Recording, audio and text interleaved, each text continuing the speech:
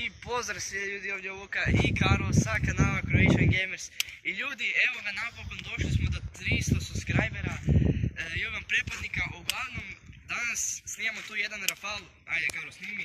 Taj rafal se sastoji oko 300-tinjak petardi, znači točno tako negdje koji pretplatnika. Tako da ćemo to danas ispucati.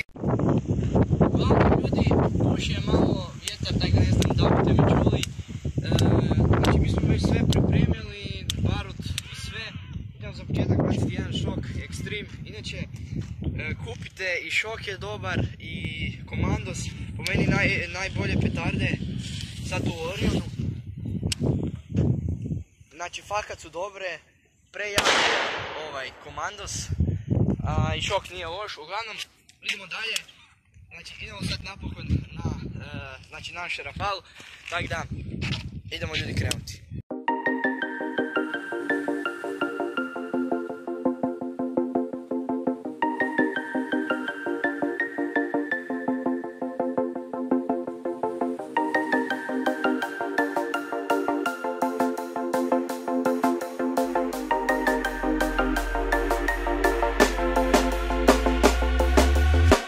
When you want to get off 3, 4, sad.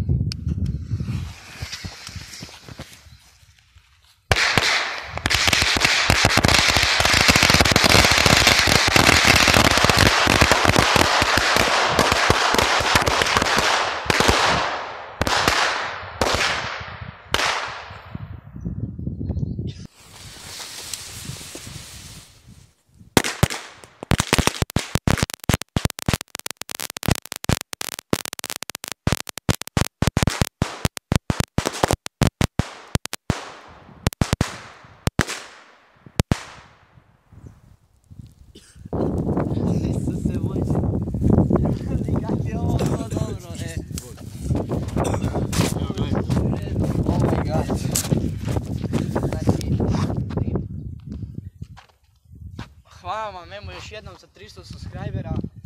Došli smo, evo ovih par dana, stalno nam raste kanal veoma brzo.